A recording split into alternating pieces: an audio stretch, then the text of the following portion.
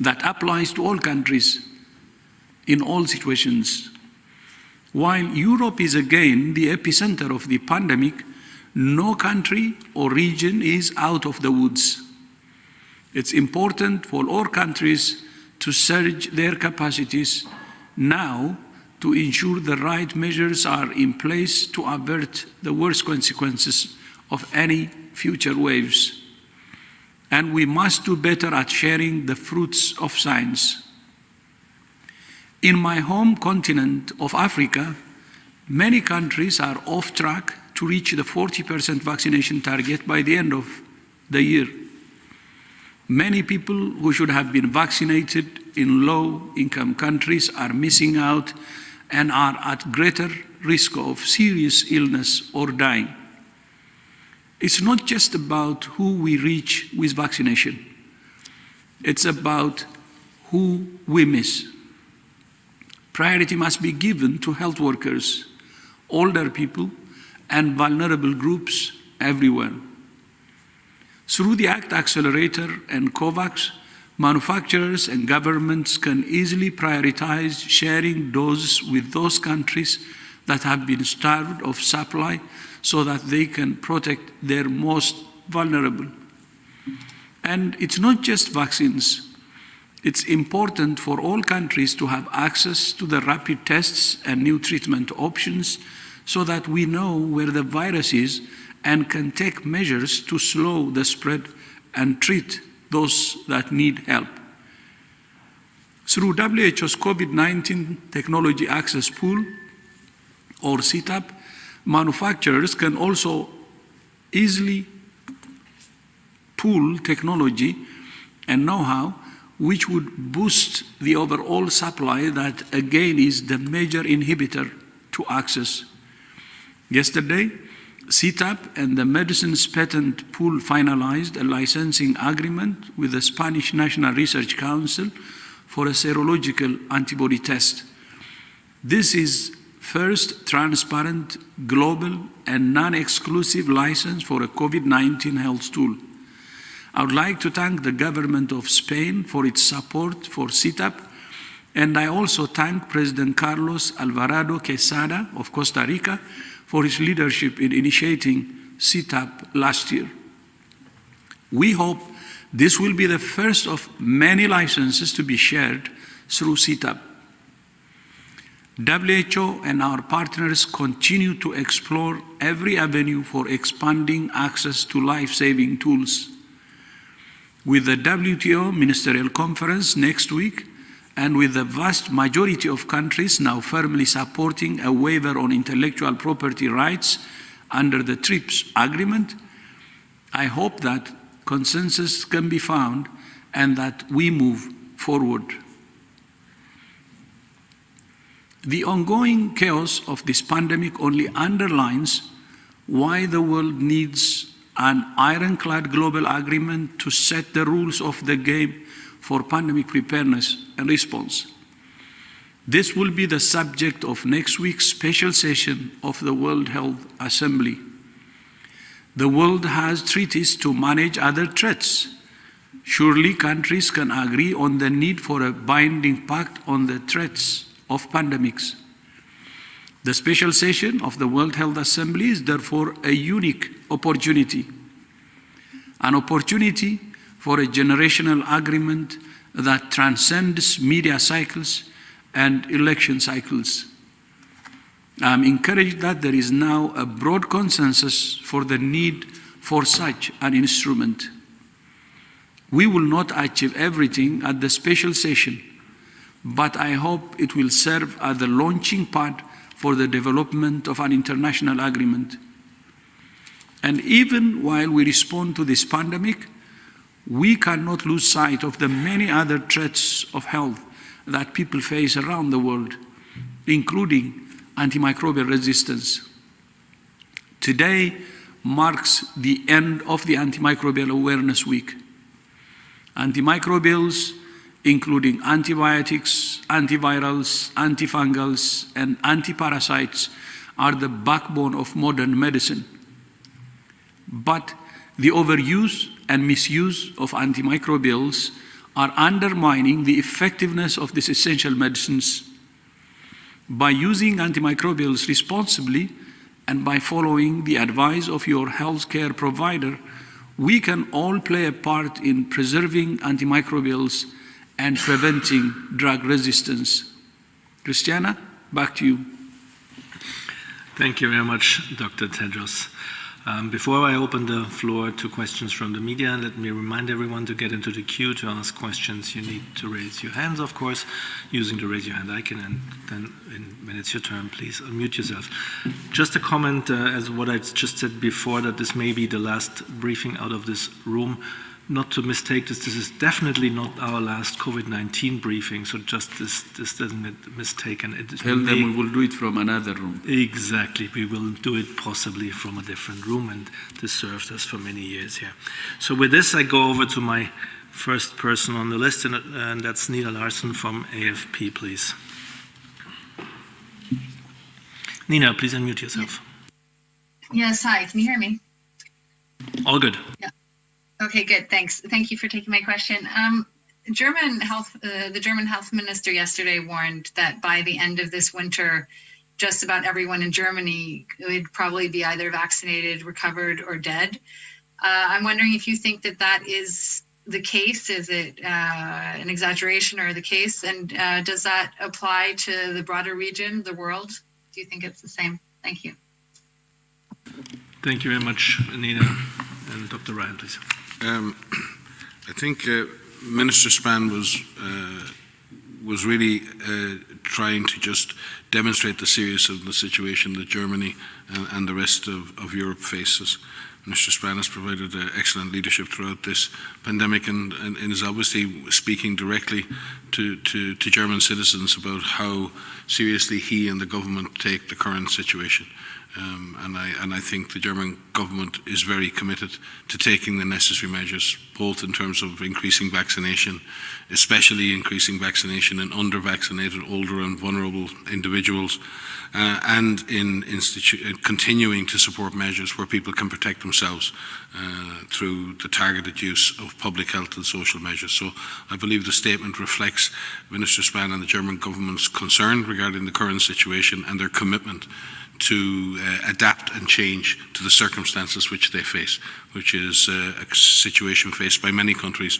And as the DG said in his speech, even countries that have achieved high levels of vaccination, even within that, there's a patchiness to that vaccination. There are pockets of people who are under-vaccinated, and many times those pockets contain people with high levels of vulnerability. So refocusing on ensuring that everybody gets access to an appropriate vaccination course, and that we continue to sustain public health measures. I think the content of the DG speech spoke very much to the concerns that Minister Spahn expressed in his comments yesterday. Thank you so much for that clarification. We move to the next. That's Paulina Alcazar from Encadena News in Cancun. Paulina, over to you. Please unmute yourself. Gracias. Thank you very much. Can you hear me? Yes. Thank you for taking my question. Cancun is currently green, but the holidays are coming up, and as for those who are unvaccinated, what about the airlines and airlines which require PCR tests? If people come to Mexico, nothing is requested if you leave Mexico. So there's no checks for people who are leaving Mexico. Thank you. Thank you very much, Paulina. I'm not sure we understood exactly what the question is.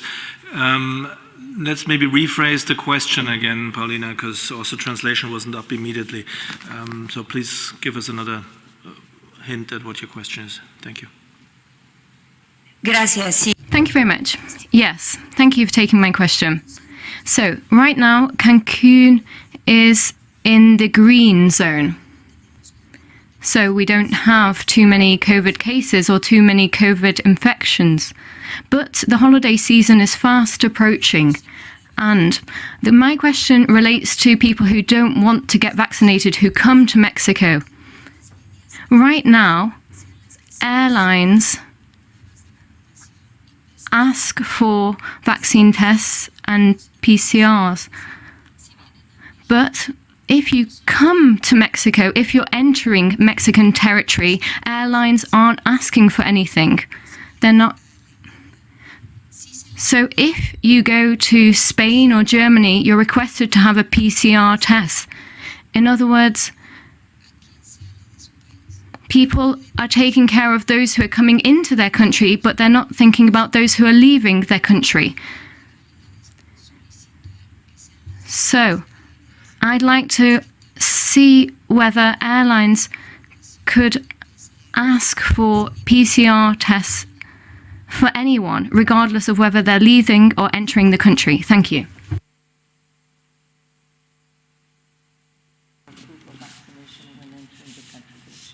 Thank you very much, Paulina. We're looking around maybe for Dr. Ryan.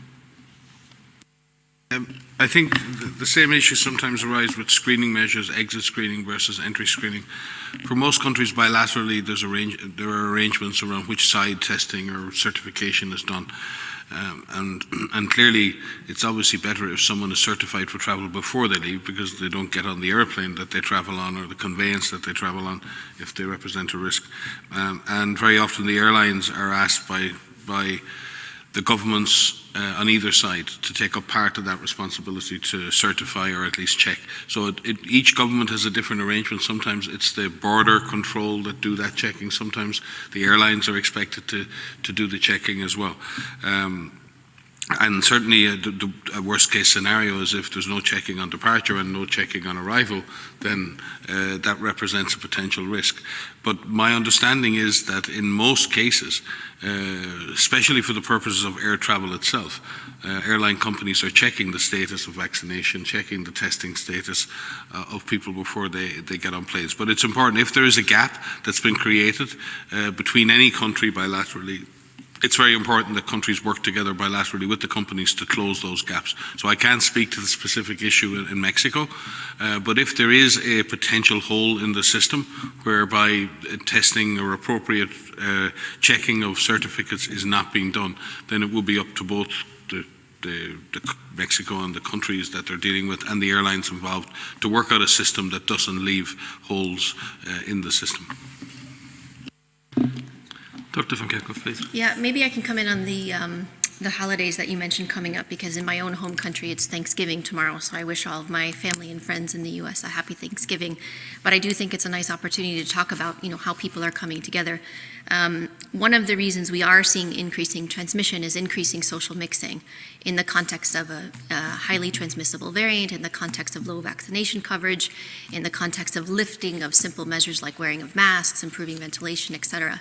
So I think during these holiday periods, not just for Thanksgiving in the U.S., of course, but through the end of the year, it's really important that all of us continue to take measures to keep us and our loved ones safe.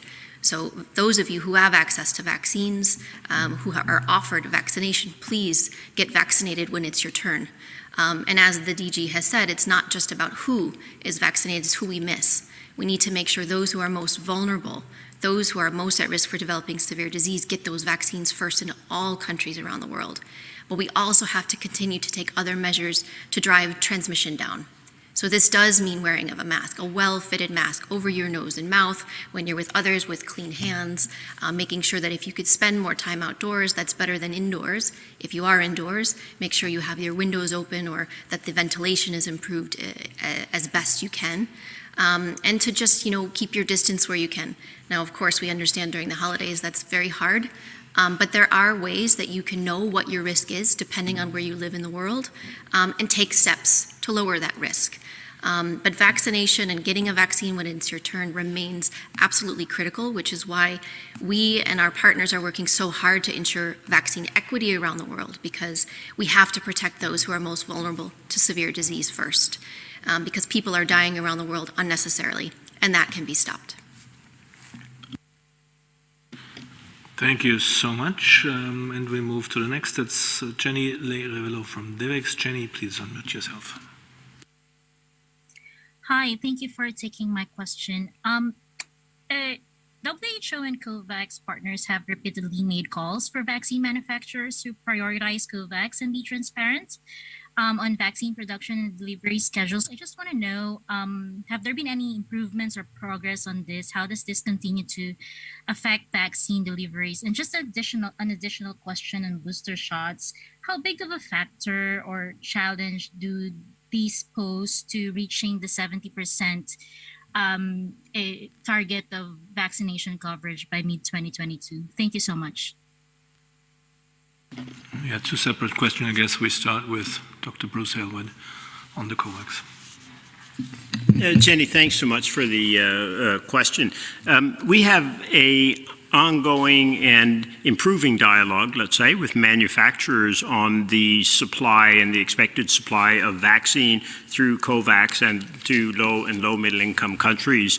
I think as we've alluded to in a previous meeting, there have been, we've set up a working group across what we call our Multilateral Leaders Task Group. That's ourselves working with WTO, IMF, the World Bank, and then in association with other COVAX partners, have set up a working group to work with the manufacturers at a working level to really understand what their production is doing and where that production is actually going. Just last week, we've put that on our website about the status of those discussions. So if you go on to the Multilateral Leaders Task Force website, actually it's on the IMF WHO tracker, you can actually see the status of those discussions. So they're in different degree of, let's say, certainty about supply, but slowly starting to go the right direction. We do not, I have to be clear, have enough clarity on supply yet to be able to say with certainty by what time will which countries be able to be assured of the security of their supply to get to 40%, our target for the end of this year, that they have sight on that, and then 70%, as you highlight, for the middle of next year. So a lot of good faith, a lot of discussion ongoing, but it isn't going fast enough and we don't have enough clarity on all of it. But Jenny, thanks for the question, because like we've said many times, you can't have equity without transparency. If you don't know what's going where and when, you're not able to try and address the gaps in the equitable distribution of what are still scarce products. I think as everybody on this call knows, right, we are still in a situation where while we've got a global average of 40% coverage around the world, there's huge discrepancies in that, with low-income countries still at less than 3% fully vaccinated populations, which means they can't cover their healthcare workers and their older populations at a time when much of the world is starting to vaccinate and deliver boosters, as you said in the second part of your question, Jenny. And on how big a barrier that can be, boosters to our ability to get to 70%, the issue is really a timing issue. You know, it's increasingly clear that if you give an additional dose, you're going to be able to boost the immunity. But as Mike put so famously in an earlier press conference, you know, your first priority has got to be given one life jacket to the people who have none before you give another life jacket to those who have two. And that is still the case with respect to doses, in that there is just so much of the world that have not gotten a first dose, and that remains our focus. So the issue will eventually be less of a supply side issue, but really a prioritization issue, and making sure that we're solving the problem of finding the people who have no doses before we prioritize those who already have 2 doses. And remember, this is not a phenomenon just of low-income countries. Also, in much of the of Europe, where we're seeing the current outbreak, much of that is being driven by the unvaccinated, of course, and many of the people ending up in ICUs who are dying are unvaccinated folks. So the first priority everywhere has got to be reaching the unvaccinated, most highly vulnerable populations. Eventually, we will need to get to boosters to sustain immunity. It looks more and more, but at this point, there's still an awful lot of unvaccinated people out there. Thank you very much, Dr. Aylward. And we move to BBC now. That's Naomi Grimley from the BBC. Unmute yourself, please. Yes, Thank you very much. I'd like to ask Dr. Ryan about the case of the UK, because he was very sceptical when I asked him back in the summer about the release of restrictions in the UK, almost entirely coming off, certainly in England in July. But now, there's another argument that it's actually stood itself in good stead for winter with built-up immunity. What would his reaction be to that?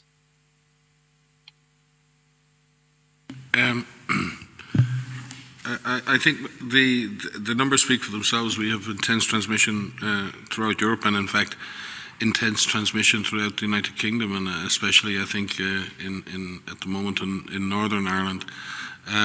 The lifting of the DG mentioned this in his speech.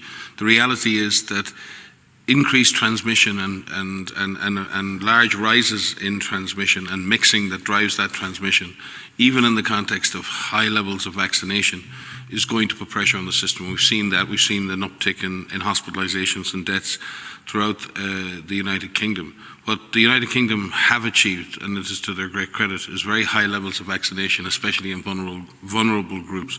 And that decoupling of the intense transmission leading to huge numbers of cases in hospital and huge numbers of deaths, which keeps the pressure off the NHS in the UK. So it depends what parameter you're using here. If the objective is to vaccinate as many people as possible and reduce transmission as much as possible in order to protect the health system and keep deaths down, that's fine. But if the objective is to vaccinate some people and then let others just be exposed to the virus, and I don't believe that's the objective of the government of the United Kingdom, then there are long-term consequences of being infected with this virus, whatever your age, and therefore knowingly being exposed to a virus that you don't need to be exposed to is not necessarily a prudent public health approach. We would prefer people to be protected by vaccination and by the avoidance of exposure to that virus. And avoiding exposure to the virus is something that has reduced across the world, and it has certainly reduced across Europe because of social mixing, because of both what governments have done in terms of reducing restrictions, reducing public health measures, and communities themselves, understandably, trying to get back to normal life. But the result of that increased social, and we are back to pre-pandemic levels of social mixing. If you look at mobility patterns, if you look at the patterns, people are now in Europe, even in the midst of a very, very strong resurgence in cases, and even in the midst of some of those countries under huge pressure in their health systems, we're seeing pre-pandemic levels of social mixing, gathering, and many other things. And the reality is the virus will continue to transmit intensely in that environment. I would commend the United Kingdom for the success they've had in vaccination, for the success they've had in surveillance and their ability to track what's happening with this virus almost at a micro level, for their success in genomic surveillance, and would just caution that all countries remain vulnerable to high levels of disease transmission, and we should be continuing to do what we can to reduce exposure and not just rely on the virus to infect the uninfected as a means of achieving a public health outcome. Dr. van Kerkhoff, please. Yeah, and I'd like to add two more reasons why we need to drive transmission down as well as get vaccination coverage up, not specifically related to any country, but in all countries. Number one is that the virus is evolving. So the more the virus circulates, the more opportunities it has to change. We have the Delta variant, which is the most transmissible SARS-CoV-2 virus we've seen to date, and Delta is evolving as well. We have decent genomic sequencing around the world, but we don't have eyes and ears in all countries in terms of what is circulating and how these viruses are changing. We're making plans here, looking through future scenarios about how much more this virus will change in terms of transmissibility, or if there will be potential future immune escape, which will render some of our countermeasures less effective. We don't want to be in that situation. So we need to drive transmission down to reduce the opportunity for the emergence of variants. The second reason is long COVID, this post-COVID condition that we are only beginning to learn about. The more people who are infected with this virus, who develop disease, who develop COVID-19, have the possibility to develop this post-COVID condition. We're working with partners around the world to understand what in fact it is, how long these longer lasting symptoms remain in some individuals, why they do. These symptoms affect all parts of the body. We don't even have good estimates of how many people will suffer from long COVID. So until we know, it is prudent to drive transmission down as much as we can with simple measures that we know work. These proven public health and social measures that we mentioned don't mean lockdown. They mean physical distancing. They mean wearing masks. They mean avoid crowds. Taking measures to lower your risk. Investing in ventilation where we live, where we study, where we work. There are many reasons to have both sides of that equation have enough attention. Increase vaccination coverage, focusing on those who are most at risk, as well as decreasing virus transmission. Thank you both. We have a very long list of journalists today. We move on with Rosi Bechert of the Deutsche Welle. Rosi, please unmute yourself.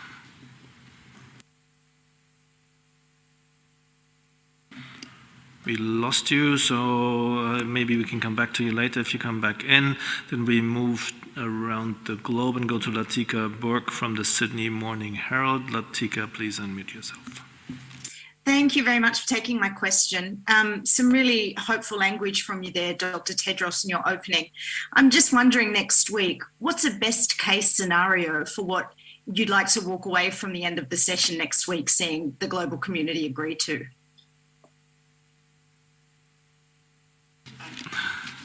Yes, please, Dr. Tedros or Dr. Ryan? I can be the warm-up act for Dr. Tedros.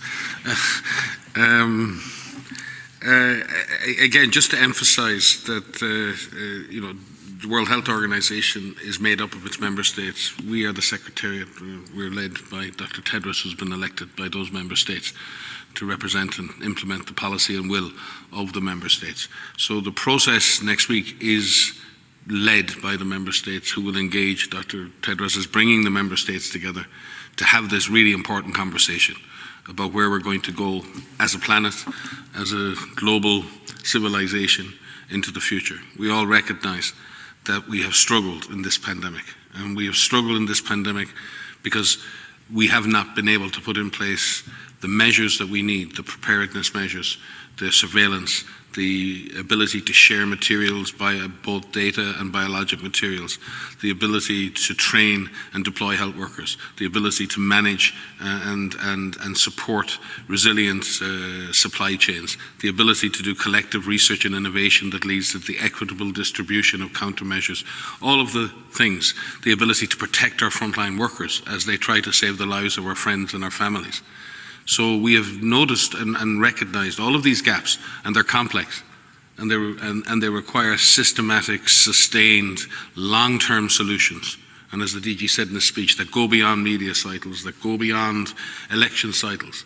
This is we need a generational commitment to the next generation and beyond, a promise to the future that this won't happen this way again, and that we will be better prepared to react, and better prepared to save lives, better prepared to share. And that needs to be on the basis of an agreement. This can't be something that we just informally agree and then forget. This cannot be file and forget. This cannot be business as usual. This is business unusual, and the Director General feels and has led the way in working with and asking our member states to come together and create a new framework, to create a new platform for us all to work better together, to better prepare, to better react, to better respond, to save lives, and to create stability and resilience in the systems we most rely on in a crisis. That has to be a goal. As he said, if we can make agreements on so many other things, we need to agree on this. The nature of that agreement, the depth of that agreement, and the scale of that agreement is very much down to the member states. It is their process.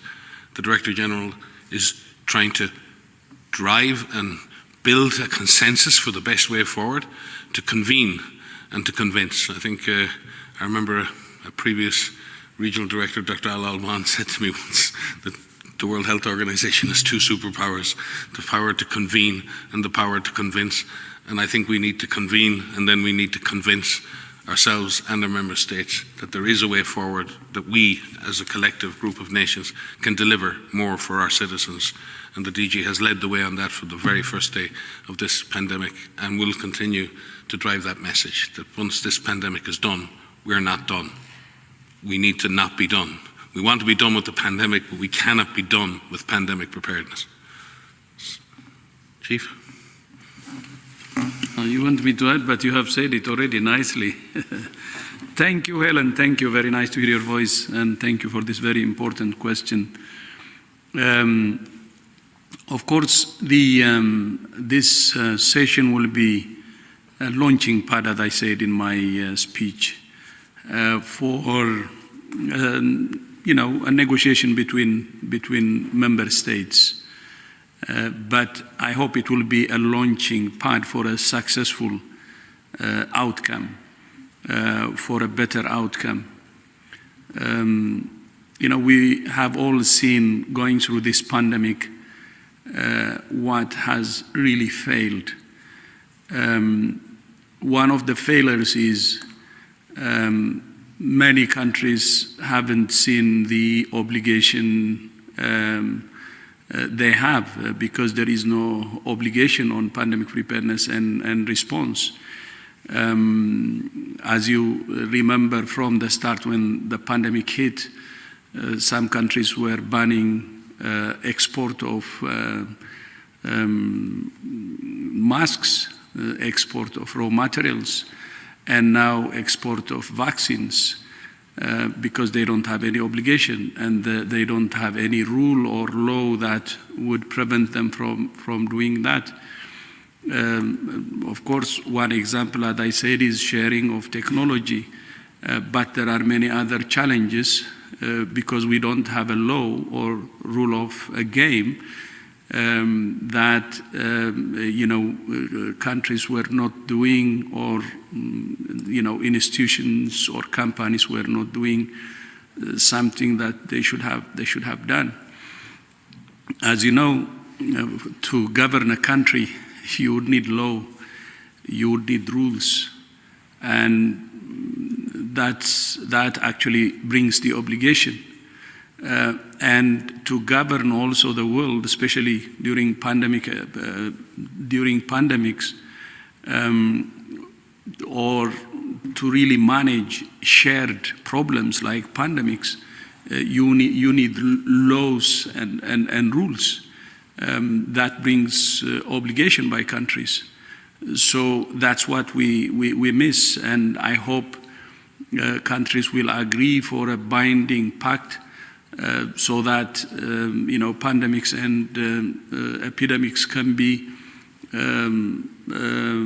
managed better, because it's only when there is a rule of law or pact that countries would behave in a certain way. So that's what we expect. I hope they will agree to start a process for a binding pact that will address the problems that we have faced. I think they can really come up with a solution, because everybody has seen to what extent we were really disorganized, and all have seen the failures in the global system.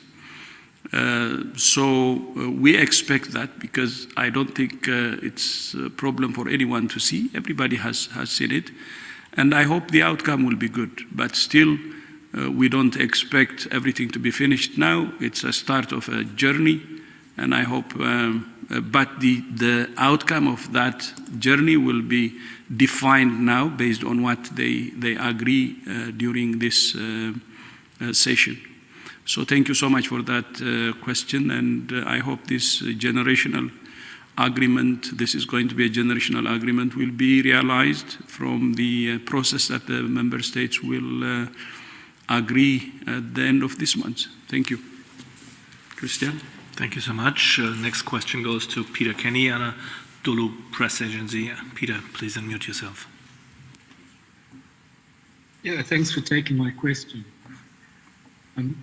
I'd like to know about children and adolescents. WHO and the SAGE group say that they are reviewing the vaccination and timing for children and adolescents. Can you comment on this, and can you explain how children and adolescents are now affected by this disease? Because at the beginning, they were seen as a low-risk group. Are they now being seen as a normally at-risk group? Thank you. Thank you, Peter. And we move to our Chief Scientist, Dr. Swaminathan. Yes, thank you for that question. And we know that many people are interested, obviously, in this, particularly parents. So let me try to review what we know about infection in children, and also to say that the Strategic Advisory Group of experts on immunization is constantly reviewing the evidence as well, and there's likely to be a statement. In fact, there is a policy statement that has just been put out. I think the first thing is that, just looking at the epidemiology of this disease, and from all of the data that's been reported to us, if you look at people under the age of 25, less than 0.5% of global deaths have occurred in that age group. And if you look at children less than 5, it's 0.1%, and 5 to 10, it's also 0.1%. So the one thing that's clear and that's been consistent from the beginning up till now is that while children certainly get infected almost as much as commonly as adults do, the risk of severe illness and death has been consistently very, very low. And this is why, and we know that this is progressively increases with older age and the underlying comorbidities. The risk of severe disease keeps on increasing, so this has been consistent. However, there are children who get severely ill. There are children who develop post-long COVID, and there are children who develop the multi-system inflammatory syndrome as well. But again, very, very small proportions if you look at overall. We've also seen many countries which have done zero prevalence surveys have actually shown that children, the level of infection is almost as high as that in adults. So meaning that children were exposed, they got infected, but remained to the large extent asymptomatic. So that's about the burden of disease. Now about vaccines, obviously all of the trials were first done in adults. They received emergency use listing and approval for adults. They were rolled out, and many of the vaccine developers are looking at extending the vaccination to children, sometimes with a lower dose of the vaccine, sometimes with the same dose. And so as and when the manufacturers submit the data to WHO and to the regulatory agencies, of course, we look at that data and we provide emergency use listing. So there are a couple of vaccines that have received, the Pfizer-BioNTech has got an EUL above 12. We're looking at Moderna, but we know that specific vaccines like Sinopharm and Sinovac, for example, in China approved from the ages of 3 upwards, I believe. And similarly, Covaxin has also been studied in India for that age group, but none of them have emergency use listing in children. So looking at the vaccination policy, that the roadmap that was developed by WHO, by SAGE, and that most countries have adopted, is starting with vaccinating priority groups. That's people at the highest risk of death, with the primary goal of reducing mortality first in the pandemic. So that's the older age groups. That's the health workers, the frontline workers. And we see now from data that, yes, 2 doses of vaccines, all of the approved vaccines, definitely saves lives. None of them are 100% effective, but majority of them are, efficacy above 90% in preventing death and severe disease. So highly effective. So that's why we need to start with those priority populations, make sure that they are fully vaccinated with 2 doses, and then the adolescents would be the next group, because there are adolescents with underlying illnesses, and we know in many countries that obesity is a risk factor for severe disease, obesity in adults, but also obesity in adolescents. There are also adolescents with other underlying illnesses that put them at high risk of getting severe illness. So again, that group should be prioritized with a vaccine that's approved for use in adolescents, and that should be the next group. Finally, I think whether children get vaccinated or not will depend a lot on firstly, how we're able to cover these other priority groups first, what the epidemiology of the disease is. I think we need more seroprevalence data in children to understand how much natural infection has occurred, and this will vary from country to country. And then when we get to the goals of reducing transmission, really down to very low levels, at that point one might consider, of course, vaccinating children as well. What we do know is that education is very, very important, and we have to do everything possible to keep schools open. And as we've said many times, schools should be the last to close and the first to open, and it should be a high priority for every country. We have a lot of guidance out there, WHO and UNICEF, on how to open schools safely. It does not require that children be vaccinated. Certainly adults who work in schools should have received vaccines. And I think the guidance on children will be very contextual and specific to local context. But we also need to then wait for more vaccines to have the data in children before we can make further recommendations. I don't know if anyone else wants to add to that. Thank you very much, Dr. Swaminathan. We move over to China, and I have Dong Liu from the paper in China. Dong Liu, please unmute yourself. Thank you very much for giving me this opportunity. My question is, how can other countries to avoid another COVID outbreak, as many of them are reopening their countries now? And especially, what do you think of the European CDC's latest suggestion that all adults should have a booster right now? Thank you very much. Two very separate questions. Maybe we start with Dr. van Kerkhoff. Yeah, I can start. I'll take the first part of that question about how to avoid future waves. So the way that we issue our guidance, we understand that people need to get back to their lives and people want to go back to work, and it's really critically important, just as Sumya has said, about opening up schools. Our advice has been, since the beginning really, is to make sure that when you make adjustments to the measures that are put in place, that it's done very carefully. That it's done in a slow and in a staggered way, and that the approach that is used in each country is based on the context, the situation there, the epidemiology, and not just the numbers of cases and the numbers of deaths, but also looking at which proportion of your population is getting vaccinated and what impact is that having. Who are you missing in your vaccination priorities in reaching those critical populations? But when you use the public health and social measures, and again, I don't mean, we've never meant lockdown when we say public health and social measures. It's a combination of interventions with physical distancing, some movement restriction in some situations, making sure that we have disinfection, we have good ventilation, we wear masks, we avoid crowded spaces. All of those interventions provide an opportunity for a layered approach. But when you add those layers on, when you start to lift them and you take those layers off, they need to be done carefully. If you take all of those layers off at once, the virus will resurge. And that's what we are continuing to see. And in the context of the Delta variant, which is much more transmissible than the original strain, the ancestral strain, if you have that in the context of increasing of people mixing, the virus will thrive. So our advice to countries continues to be to look at your local situation and make adjustments very carefully. Communicate with your public, communicate with people to say what needs to be done where, and if changes are going to be made, make sure people understand how they can keep themselves safe. It's not just enough to put only the responsibility on individuals. We need policies that are in place that make sense, that are tailored, that are approached, and that support people in actually carrying out these life-saving measures.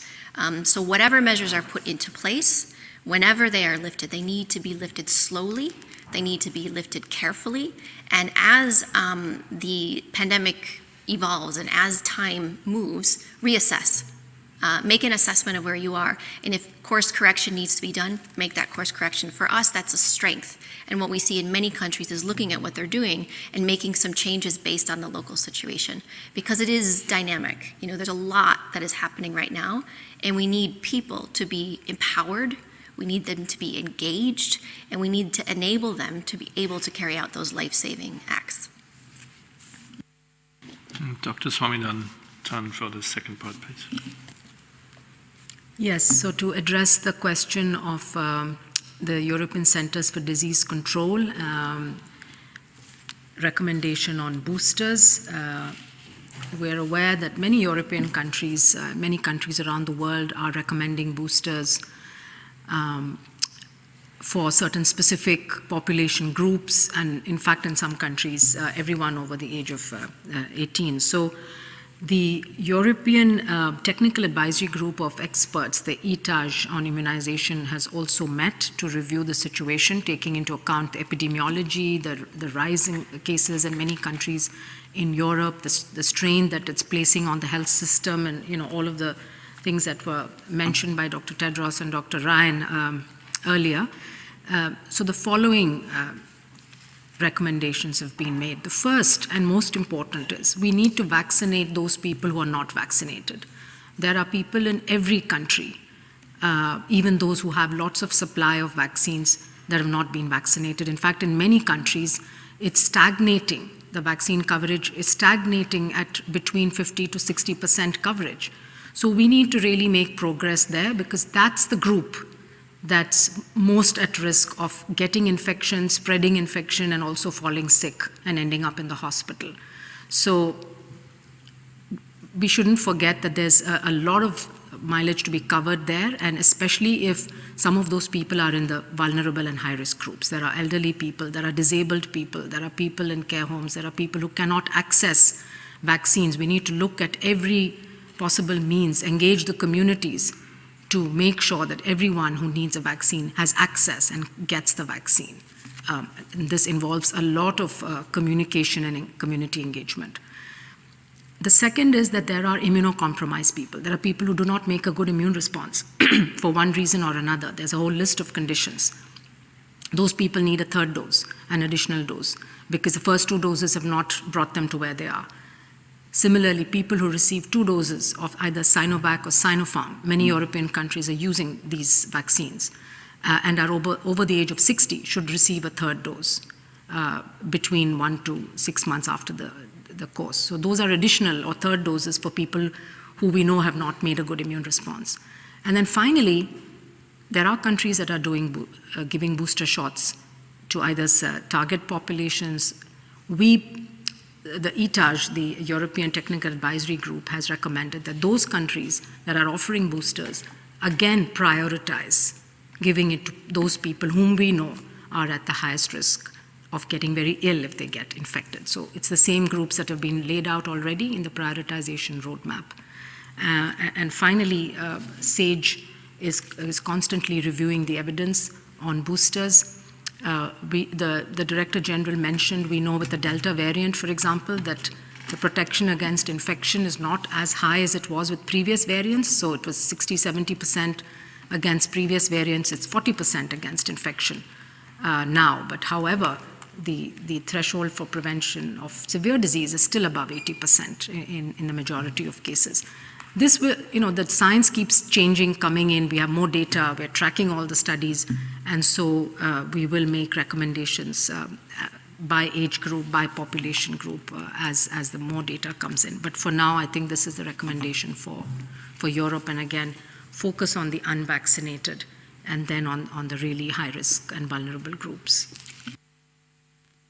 Thank you very much, Dr. Swaminathan. We are slowly coming up to the hour, and we have an extremely long list of journalists, so maybe we can take one last one, and that's Naomi Kreske from Bloomberg. Naomi, please unmute yourself. Hi, good afternoon. Thanks for taking my question. Looking again at Europe, I was wondering if you think it's possible for countries like Germany to break this wave of the pandemic without a broader lockdown. And returning to the UK question as well, do you think the UK has anything to teach the rest of Europe in this regard, as they've moved forward with fewer restrictions, even amid high case rates? Thanks. I think Germany is a large country and it's a federal state, and I think the situation in different parts of Germany is different and will require different approaches. So I don't think you can make one answer. And again, that's the essence of it. And I think maybe one of the things that Germany has done well, and particularly the UK has done well, is being able to have that micro data, knowing what's happening locally, at local county level, within the nations that make up the United Kingdom, and then having that overall view of the world. And I think Germany is looking at the problem in the same way. What's driving transmission in each of the states, and then what's driving the hospitalizations and deaths. And as the DG said in his speech, in some cases, the hospitalizations and deaths are mainly been driven by the fact that vaccination rates are low, as Dr. Samia said quite rightly, specifically in those highly vulnerable people, older people or immunocompromised people. And the priority is to get those individuals vaccinated as quickly as possible. So the question you're asking, do we want to get transmission down? Yes, we do. But first and foremost, we need to get hospitalizations and deaths down. And the best way to achieve that is to ensure that each and every individual who is likely to do not well with an infection is vaccinated as soon as possible. Whether that means getting better at taking the vaccine to people or bringing people to the vaccine, whether it means informing people in a more proactive way and addressing their hesitancy. And really going out there and knowing, I mean, in many, many countries now, we're down to a smaller and smaller group of vulnerable people. Government should know exactly who has not been vaccinated and move away from blunt percentages to missed individuals. Why did we miss this individual? Did we miss this individual because we didn't know they were there, or we didn't have the logistics, or that person couldn't reach a vaccination center, we couldn't reach them, or that person has vaccine concerns, and one by one to protect those individuals, and move away from blunt statistics and move towards vaccinating those people the system has missed and vaccinating those people who still have individual concerns. That has to be a primary objective, because that's how we will save lives. On top of that, we can reduce the pressure on the system by reducing transmission. We can reduce the chance of the emergence of variants by reducing transmission. So I think that's where Germany and other countries need to go. And again, I think the United Kingdom and Germany, but UK has really led the world in how to look at data, how to do excellent analytics, how to give context and get insights for disease control. So some great examples from the UK on how you should approach measurement around pandemics and epidemics. Thank you very much, Dr. Ryan, and I'm sorry to cut you off, but Dr. Tedros will have to leave, and we're about to close. And before we close, we'll send audio files and Dr. Tedros' remarks tomorrow and today after the briefing, and of course we'll find the full transcript tomorrow on the website. Over to you, Dr. Tedros, for the closing remarks. Yeah, thank you, Christian, and thank you to all media colleagues who have joined today, and see you in next time.